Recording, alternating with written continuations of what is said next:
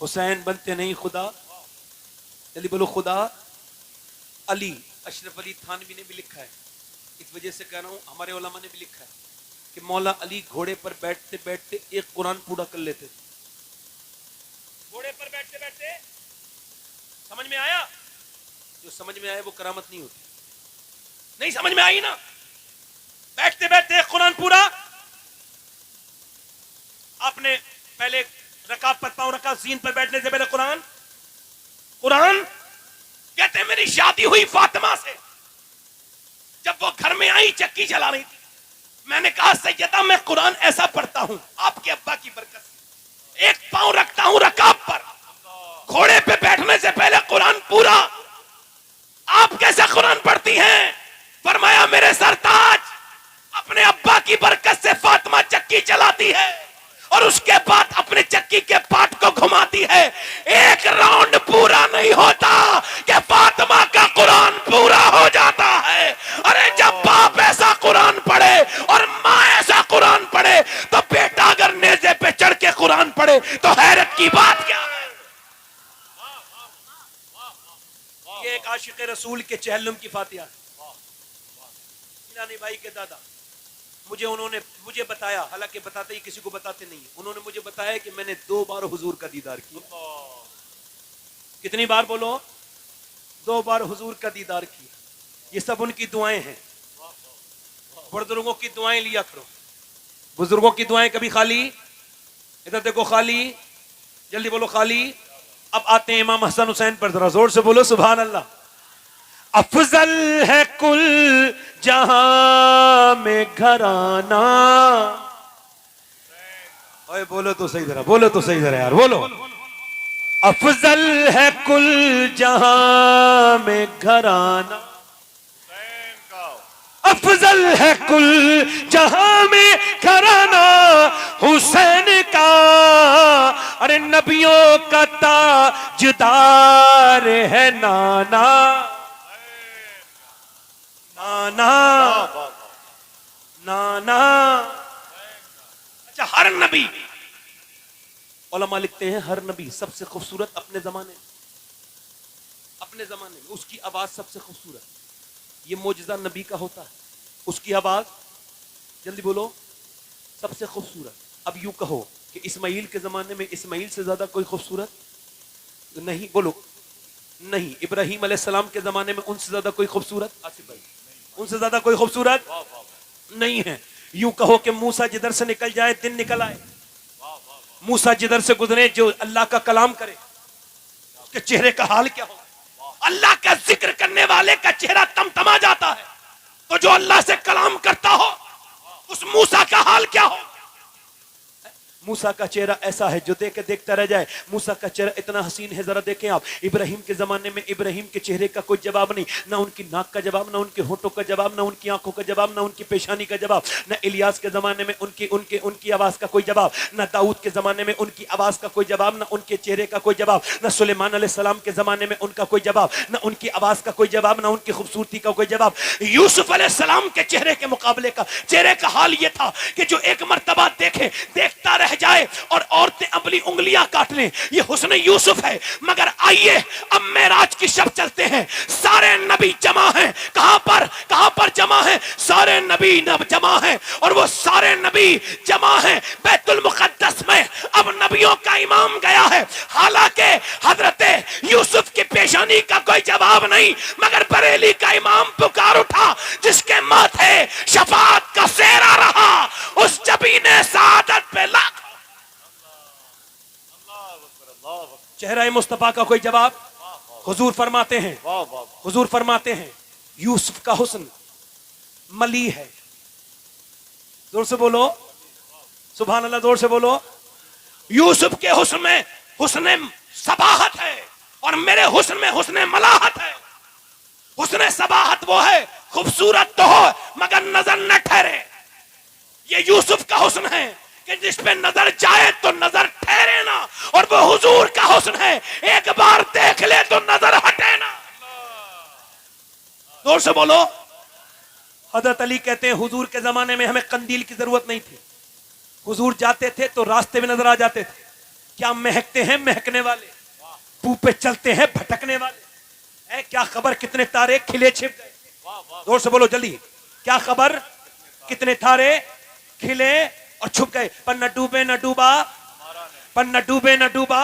وہ کمال حسن حضور ہے کہ گمان نقص، یہی پھول فخار سے دور ہے، یہی شمع ہے کہ دھواں نہیں. وہ جدھر سے گزرے وہ جدھر دیکھیں امنا کے لال کا کوئی جواب نہیں. میری ماں عائشہ کہتی ہیں جن عورتوں نے یوسف کو دیکھا اگر وہ مصطفیٰ کو دیکھتی تو انگلیاں نہ کاٹتی، سر کاٹ دیتی. مگر میرا امام آتا ہے، اور جب میدان میں آیا میرا امام اور کہا اردو میں ایک شعر، تو میں کہتا ہوں کہ صنعت تضاد میں کوئی ایسا شعر اردو میں کہہ کے دکھائے میں اس کے بچوں کا غلام ہو جاؤں. یہ شعر جو میں پڑھ رہا ہوں دعوے کے ساتھ، میرا امام کہتا ہے اس نے یوسف پہ کٹی مصر میں انگشت زنان، سر کٹاتے ہیں تیرے نام پہ مردان عرب. ایک طرف یوسف ہے، ایک طرف مصطفیٰ ہے، ایک طرف مدینہ ہے، ایک طرف مصر ہے، ایک طرف عورتیں ہیں، ایک طرف مرد ہیں، ایک طرف عورتوں کی انگلیاں ہیں، ایک طرف سر ہے، ایک طرف انگلیاں کٹ گئی پھر بھی ایمان نہیں لائے. ایک طرف ایمان پہلے لا رہے ہیں، سر بعد میں کٹا رہے ہیں، اور ایک طرف کا حال یہ ہے کہ 50-25 انگلیاں کٹ کے ختم، مگر ایک طرف تسلسل برقرار ہے. امام حسین سے لے کے غازی ممتاز حسین قادری تک سر کٹاتے ہیں تیرے نام پہ مردانے. کٹاتے ہیں، یہاں پر سنیے، سر کٹاتے ہیں تیرے نام پر. توجہ کرو، مجھے قسم ہے مدینے کی گلی گلی کی جو بات اب بیان کرنے جا رہا ہوں، زور سے بولو سبحان اللہ، زور سے بولو. اور میں حضور کے روزے سے باہر نکل رہا ہوں، یہ دماغ میں میرے بات آئی ہے، زور سے بولو سبحان اللہ. جو بات بیان کر رہا ہوں سنو، مجھے مدینے کی گلیوں کی قسم کھا کے کہتا ہوں کہ یہ یمن کا ایک وفد آیا اور یمن کے کچھ لوگ ایمان لائے. حضور کا وصال ہو چکا تھا، سرکار پردہ کر چکے تھے. وہ مدینے کی گلیوں میں کہتے تھے ہمیں یہ تو بتاؤ حضور کیسے تھے، ان کی ناک کیسی تھی، ان کے ہونٹ کیسے تھے، ان کی مسکراہٹ کیسی تھی، کوئی تو بتاؤ. صحابہ کہتے تھے، روتے تھے ان کی باتیں سن کے، ہمارا دل غمگین ہے. حضور کی بات کرتے تھے، وہ کہتے تھے بتاؤ نبی کیسے ہیں. کسی صحابی نے، سب نے کہا جاؤ علی کے گھر چلے جاؤ.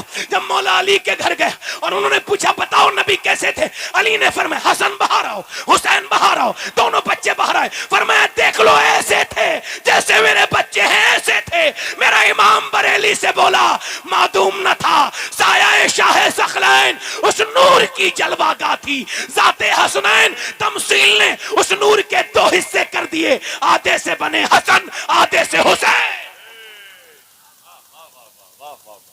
زور سے تو بولو سبحان اللہ، سبحان آدھے سے بنے حسن آدھے سے.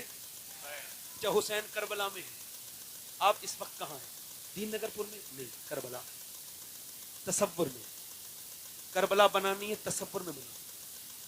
کربلا کو دیکھو، کربلا کیا ہے. آخری بات، میری بات ختم. دل لگ رہا ہے نہیں لگ رہا ہے؟ کتنے لوگوں کا دل لگ رہا ہے؟ ذرا دونوں ہاتھ اٹھا کے بولو یا رسول اللہ. دل لگا کے بولیں سبحان اللہ. حضرت امام حسین کربلا کے میدان کی طرف جا رہے ہیں. 22,000 کا لشکر ہے، وہ بھی یزید نے آرمی بھیجی، آرمی 72 لوگوں کے خلاف. کتنے لوگوں کے خلاف بولو؟ کسی نے کہا اے موہن داس کرم چند گاندھی سابرمتی والو، کیوں جا رہے ہو ان کے خلاف انگریزوں کے؟ یہ ڈنڈا لے کے جا رہے ہو، یہ چرخا لے کے جا رہے ہو، یہ کپڑے لے کے جا رہے ہو؟ کچھ ہے تمہارے پاس؟ برٹش امپائر سے ٹکراؤ گے، کیسے ٹکراؤ گے؟ تو گاندھی نے کہا میری بھی ہمت نہیں ہوتی تھی. پھر کہ جب سے میں نے کربلا کو پڑھا ہے اور کربلا کو سمجھا ہے تو میں جا رہا ہوں. کہا کیوں؟ اس وجہ سے کہ جنہوں نے 22,000 کا لشکر جمع کیا تھا ان کا نام و نشان مٹ گیا، اور 72 کے قبضے اب بھی کربلا کے اندر موجود ہیں.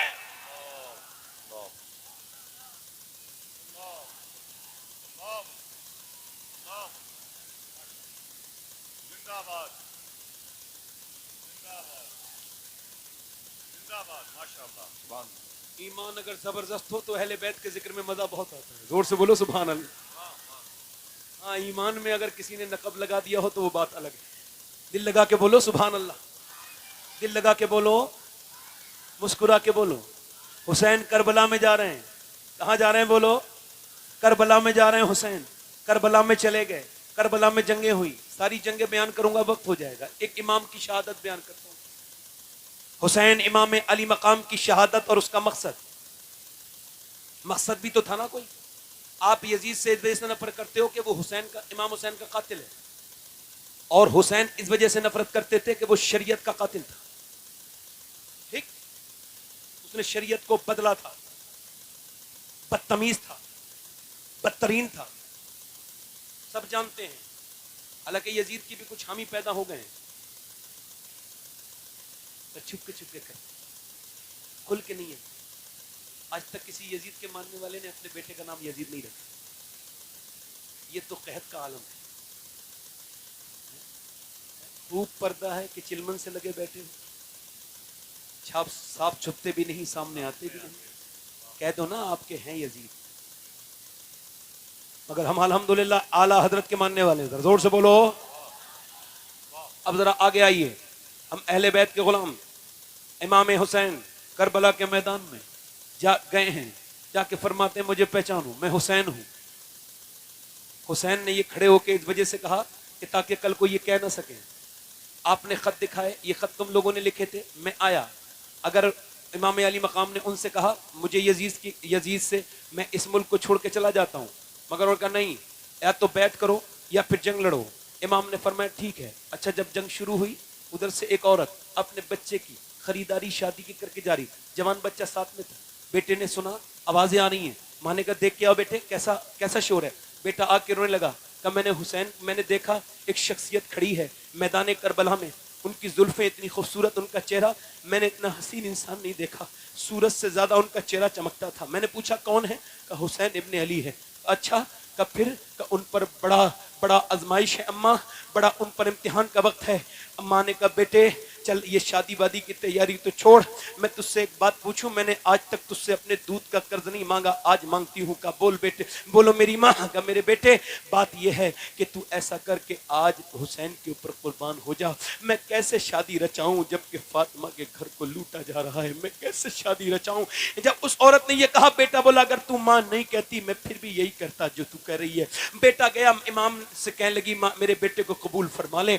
इमाम ने फरमाया कि तेरा जब ये बुढ़ापे का सहारा है, कहने लगी मुझे बुढ़ापे का सहारा नहीं, आखिरत का सहारा चाहिए, आखिरत का। मेरे बेटे को हुजूर कबूल फरमाए। इमाम ने फरमाया ठीक है। का वादा करें आप कि जब आप इस पर कर्म करेंगे तो इसकी माँ को याद रखेंगे। इमाम ने फरमाया ठीक है। अब वो बच्चा गया, वो जब जंग लड़ रहा था, माँ ऐसे करके अपनी झोली फैला के कहती थी, ए मेरे मालिक मेरे बच्चे पर फजल फरमा दे, इसकी शहादत कबूल कर ले। जब माँ ने दुआ मांगी, गर्दन कटी, आकर के उसकी दुआ, माँ की दुआ के दौरान गर्दन कट के झोली में गिरी। माँ ने बाल पकड़े बच्चे के और घुमा के सर फेंका यजीदियों की तरफ और कहा ये लो, जो चीज हम अल्लाह की राह में दे देते हैं वापस नहीं लेते। कोई क्या मुकाबला करेगा हुसैन के गुलामों का। इमाम गए हैं अपने खेमे में, सब शहीद हो गए, आखिरी अपने बेटे को, अपने भतीजे को उठा के लाए कासिम को, तो उनका अच्छा उनको उठा के लाए तो टुकड़े अपने गठरी में बांध के लाए। अपने भाई अपने बेटे को लेने गए तो हजरत अली अकबर आंखों में आंसू थे। अब्बा, कहा बेटे मेरे रोते क्यों, शहीद रोते नहीं शहादत के वक्त। कहा अब्बा मैं अकेला रह जाऊंगा, भाई आप अकेले रह जाएंगे, भाई बीमार है। इमाम ने फरमाया तेरे बाप के साथ अल्लाह है, परेशान न हो। इमाम अपने जवान बेटे की लाश को भी उठा के ले, ये कहना कितना आसान है। जिसने जवान लाश उठाई उससे पूछो वो कंधे कभी उठते नहीं जिस कंधों पे बोझ रख जाए जवान बेटे। मगर जो जवान बेटे की मैयत पे न रोया वो हुसैन, जिसने सब कुछ खो के भी कुछ भी न खोया। मुझसे मेरे हुसैन का ना पूछ हौसला, जितने भी जख्म आए पर रोया नहीं हुसैन। कह तो हवा से जाके अब शोर ना करे, तैबा से करबला तक सोया नहीं हुसैन। इमाम आए, आके जब पटका बांधा और जब इमामा बांधा, तलवार हाथ में ली। जब तलवार हाथ में ली है तो इधर से पीछे से एक जवान बेटे ने कांदा का, अब्बा मुझे जाने दे। इमाम ने फरमाया मेरे ज़ैनुल आबिदीन ना, तू मेरी अमानतों का अमीन है, मैं सारी अपनी विरासत तुझको देता हूँ, तुझसे मेरी नस्ल चलेगी। अपने बेटे को समझाया, बीमार थे, इमाम ने अपने बेटे को समझाया। फिर अपनी बीवियों के पास गए, ये हो सकता है मेरी जिंदगी की आखिरी तकरीर हो, मौत का कोई भरोसा नहीं, हमें हुजूर के दीन से इखलास करना चाहिए, मुखलिस बन जाएं हम लोग हुजूर के लिए। آپ ذرا غور کریں, امام میرا جا رہا ہے اپنی بہن سے کہہ رہا ہے رونا مت, بیویوں سے کہہ رہا ہے رونا مت, بیٹی سے 15 سال کی بیٹی بھی ہے اور 6-7 سال کی سکینہ بھی ہے, کہتے رونا نہیں. امام جا رہے ہیں, سیدہ زینب نے کہا کس کے سہارے چھوڑ کے جا رہے ہیں؟ کہ جس کے سہارے ابراہیم نے ہاجرہ کو چھوڑا تھا اسی کے سہارے چھوڑ کے جا رہا ہوں. میرے امام نے جب کربلا کی طرف کو چلے تو ادھر رسی کی بانگیں پکڑی ہیں, کس نے؟ امام کے گھوڑے کی بانگیں پکڑی ہیں, رسی پکڑی ہے سکینہ نے. امام پھر بھی چلے اور گئے اور جا کے اپنی بیٹی کو سمجھایا, چلے گئے میدان میں, مگر ایک تیر آ کے لگا, پہلا تیر ہے یہ, کیونکہ تلوار کا مقابلہ کوئی نہ کر پایا, تلوار حیدر کرار کی ہاتھ میں تھی, تیر دور سے مارا بزدل نے, تیر امام کے لگا سینے میں. امام واپس گئے, کیا اپنے کہاں خیمے میں, کہا زینب کیا روئی تھی؟ بہن زینب سے کہا ہاں ہوئی تھی. کہا میں رخصت ہوا تو نہیں روئی؟ کہا وہ ٹھیک ہے, مگر میرے آپ بھائی ہو, ساتھ میں ہم مدینے میں پلے,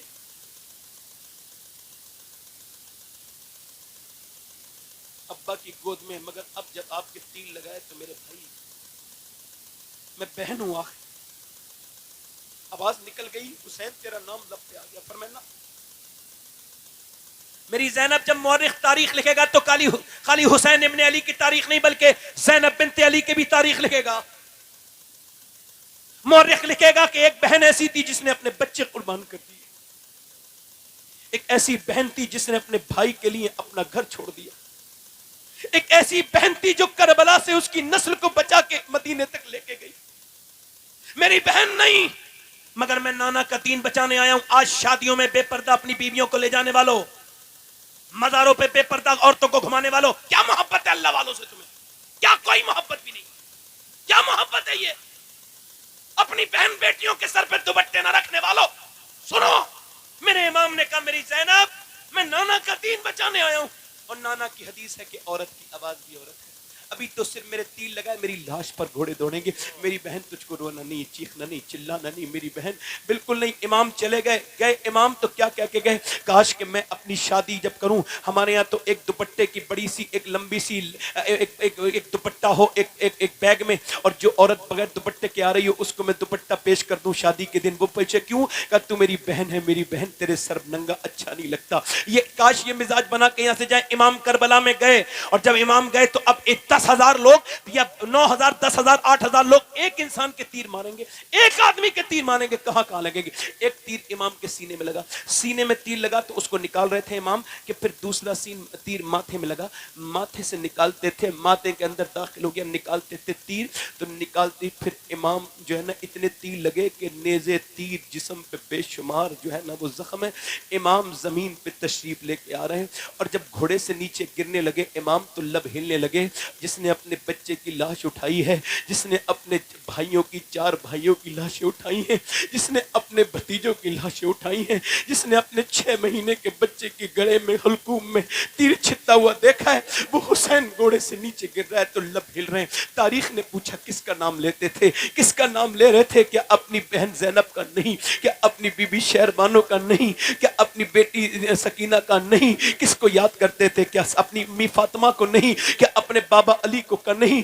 گھوڑے سے گرتے تھے تو کس کو یاد کر رہے تھے؟ کس کو یاد کرتے تھے؟ آخر کس کی یاد تھی؟ تو کسی کی, نہ ماں کی, نہ بہن کی, نہ بھائی کی, نہ رشتہ دار کی.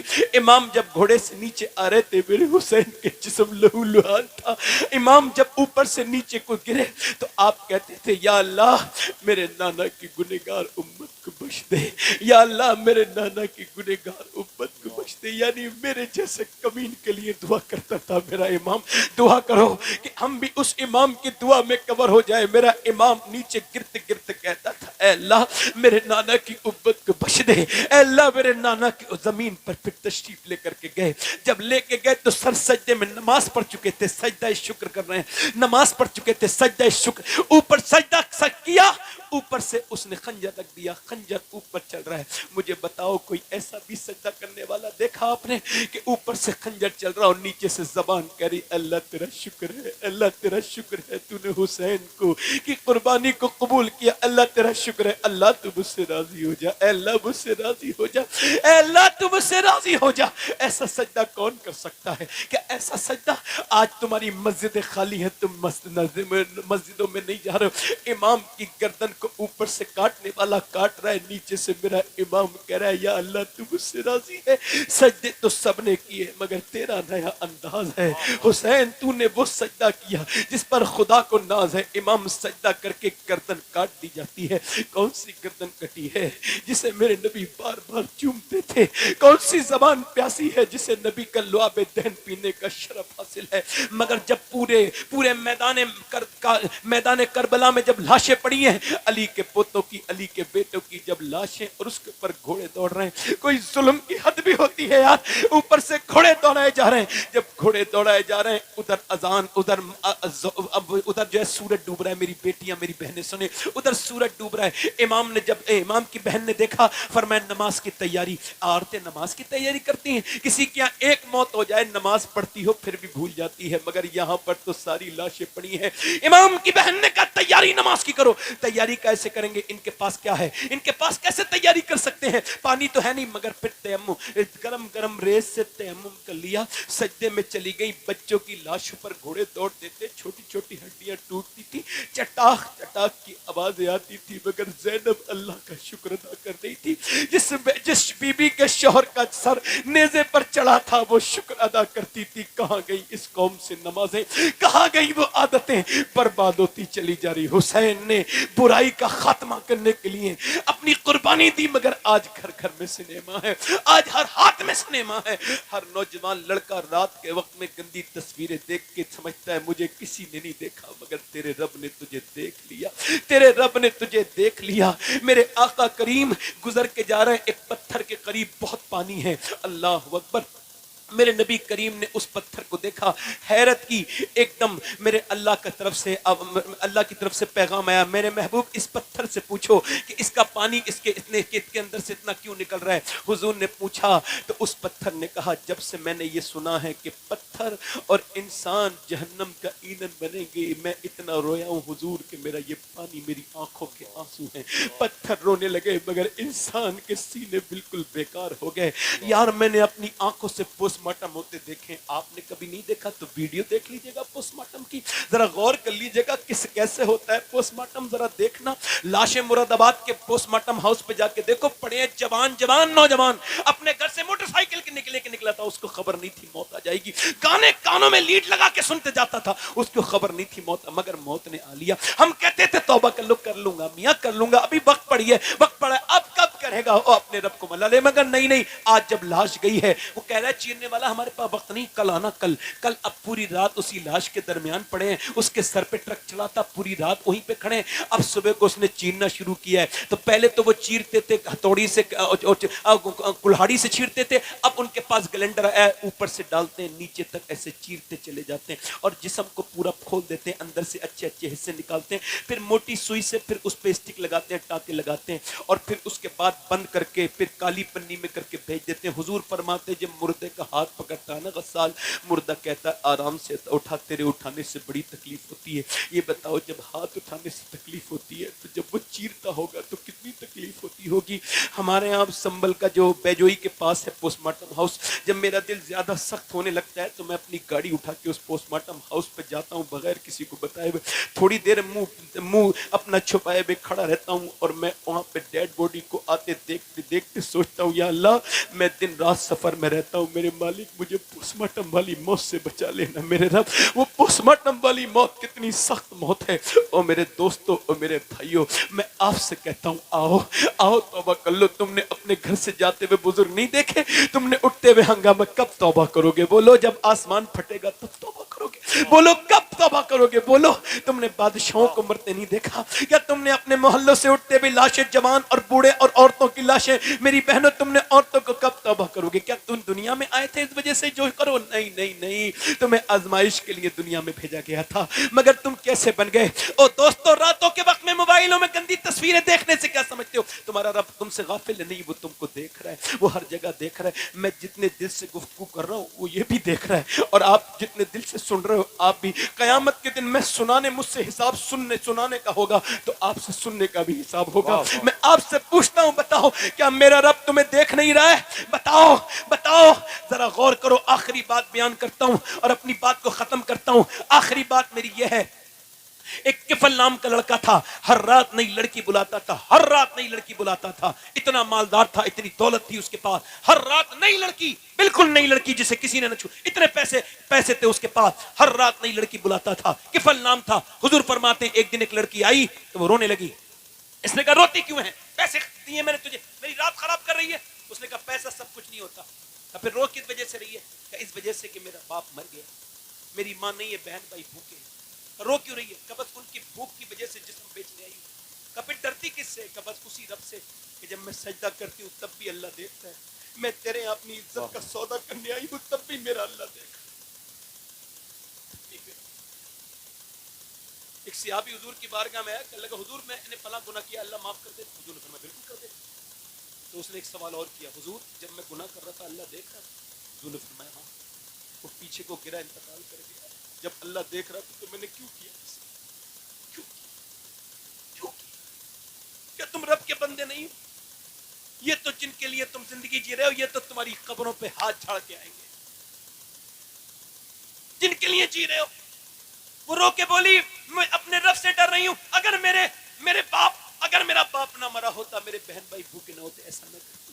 یہ کہہ کے وہ بلک بلک کے روئی کہ تجھے کیا پتا، تو تو بہت بدترین ہے، تجھ کو کیا پتا کہ عزت کیا ہوتی ہے۔ وہ جب روئی نا اسی وقت اس کے رونے سے حضور فرماتے اس کا کفل کا دل دھل گیا۔ آنسو کتنے قیمتی ہوتے ہیں، نکلتے کسی کے ہیں، دل کسی کا دھل جاتا ہے۔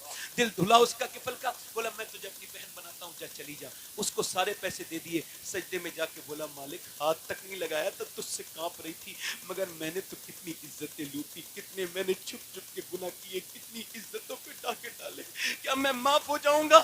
حالانکہ میرے جیسا گنہگار پوری دنیا میں کوئی نہیں ہے، مگر اگر میرے گناہوں کی کوئی حد نہیں ہے تو تیرے کرم کی بھی کوئی حد نہیں ہے۔ اگر میرے گناہوں کی کوئی حد نہیں تو تیرے کرم کی بھی کوئی حد نہیں، مالک مجھے معاف کر دے۔ کوئی بندہ تیرے در پہ جو آنسو رول دیتا ہے، میرے مولا در توبہ تو اس پر کھول دیتا ہے۔ وہ ایسا رویا کہ اس جوان کے دل کا دورہ پڑ گیا، حضور فرماتے مر گیا۔ صبح کو کوئی جنازہ اٹھانے نہیں آیا۔ جب کوئی نہیں آیا اللہ نے دوپہر کے وقت نے فرشتوں کو بھیجا اور اس کی دیوار پہ بڑے بڑے الفاظ کے لفظوں کے ساتھ یہ اللہ نے لکھوایا ان اللہ قد غفر للکفل، یہ جو کفل ہے نا اسے اللہ نے بخش دیا ہے، اس کی مغفرت کر دی ہے۔ اور کیوں کر دی؟ اللہ کی رحمت کی آواز آئی، اس وجہ سے اس نے چپ کے آنسو بہائے تھے، اس نے مجھے منا لیا تھا۔ وہ کہتا ہے اے میرے بندے بس تو اتنا رو لے کہ تیری آنکھ کا آنسو ڈھلک کے تیرے گال تک آ جائے، میں تیرے سارے گناہ معاف کر دوں گا۔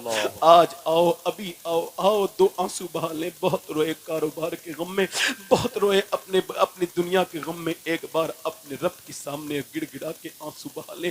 آؤ رو لیں، اس سے کہیں مالک معاف کرتے، زمانے گزر رہے ہیں، موتیں قریب آ رہی ہیں، کب توبہ کرو گے؟ آج اس کی کل اس کی، کوئی کسی کو نہیں چھوڑا، نہ کسرا کو چھوڑا، نہ دارا کو چھوڑا، نہ سکندر کو چھوڑا، نہ عالم کو چھوڑے، نہ جاہل کو چھوڑے، نہ حافظ کو چھوڑے، نہ قاری کو چھوڑے، نہ پیر کو چھوڑے، نہ مرید کو چھوڑے، نہ بزنس مین کو چھوڑے، نہ پھل والے کو چھوڑے، نہ سبزی والے کو چھوڑے، وہ کسی کو نہیں چھوڑتی۔ کتنا بھی دل لگا لے کوئی زندگی کے ساتھ، یہ زندگی وفا نہیں کرتی کسی کے ساتھ۔ یاد رکھو اگر صبح ہوئی ہے تو شام بھی ہوگی، سورج لہو لہان سر شام دیکھ لے، اے زندگی غرور کا انجام دیکھ لے۔ آؤ اس محفل میں توبہ کریں۔ ہاتھ اٹھا کے بتاؤ کتنے لوگ امام حسین کے نام پہ گردن کڑا سکتے ہیں؟ دونوں ہاتھ اٹھا کے بتاؤ، نیچے ہاتھ کر لیں۔ جو گردن کڑا سکتا ہے کچھ بھی کر سکتا ہے، کچھ بھی کر سکتا ہے نا۔ ایک دوسرے کی طرف نہ دیکھنا، مسکرانا نہیں، بس سمجھداری سے سمجھنا۔ دین نگر کے لوگ ہیں، آپ نے الحمدللہ بہت فیض پایا ہے۔ ادھر صدر اللہ فاضل کا فیض ہے، ادھر جنیٹا شریف میں ہمارے بزرگوں کا فیض آپ نے پایا ہے۔ آپ الحمدللہ رب العالمین حضور کے عاشق ہیں۔ ہاتھ اٹھا کے بتاؤ کتنے حضور کے نام پہ گردن کڑا دیں گے؟ دونوں ہاتھ اٹھا کے بتائیں، نیچے ہاتھ۔ جو گردن کڑا سکتا ہے کچھ بھی کر سکتا ہے۔ کتنے لوگ ایسے ہیں نوجوان آج سے اس محفل میں وعدہ کریں میں گردن بھی کٹا سکتا ہوں اور آج سے حضور کے نام پہ پوری داڑھی بھی رکھا سکتا ہوں۔ اس محفل میں کھڑا ہو جائیں, ماشاء کھڑے ہو جائیں وہ لوگ. صرف داڑھی رکھانے والے جن کے چھوٹی داڑھی ہو یا کٹی ہوئی ہو, کھڑے ہو کے ہاتھ اوپر کر لیں. سبحان اللہ سبحان اللہ میں کسی کو توفیق نہیں دے سکتا, کہہ سکتا ہوں ہاتھ اٹھا لو, کھڑے رہو. دونوں ہاتھ اٹھائیں جو داڑھی رکھائیں. جن کے پہلے سے پوری داڑھی ہو وہ نہ کھڑے ہوں, جن کے چھوٹی داڑھی ہو یا کٹی ہوئی ہو وہ کھڑے رہیں. ادھر سے نوجوان ہاتھ اوپر کر لیں داڑھی رکھانے والے, میرے ساتھ کہیں انشاءاللہ آج کے بعد نہ داڑھی کٹے گی نہ مڑے گی انشاءاللہ. انشاءاللہ کوئی رشتہ دار ضروری نہیں ہے, سب سے پہلے مدینے کا تاجدار ضروری ہے. واہ واہ واہ واہ دونوں ہاتھ اٹھا کے انشاءاللہ ہے, نیچے بیٹھ جائیں. حضور کی آنکھوں کی ٹھنڈک کیا ہے, بولو بولو کیا ہے. آج اس دین نگر پور کے لوگ کتنا وعدہ کریں گے, اور وعدہ نہیں ارادہ, آج سے کچھ بھی جائے گا. ہمارے مصلی تیار رہیں گے, ہماری دکانوں میں, ہماری مسجدوں میں ہم آباد کریں گے مساجد کو, اور سڑکوں پہ نماز پڑھیں گے. دونوں ہاتھ اٹھا کے بولو انشاءاللہ نماز پڑھیں گے انشاءاللہ, پابندی کے ساتھ نماز پڑھیں گے انشاءاللہ, اپنی بہن بیٹی کو پردہ کرائیں گے انشاءاللہ, مسلک اعلی حضرت پہ سختی سے قائم رہیں گے انشاءاللہ. یعنی کسی بدعقیدہ سے کوئی رشتہ نہیں. اللہ تعالیٰ آپ کو سلامت رکھے, اس سرزمین کو, اس علاقے کو, اس گھر کو, اس گھر والوں کو, آپ کو سب کو اللہ برکتیں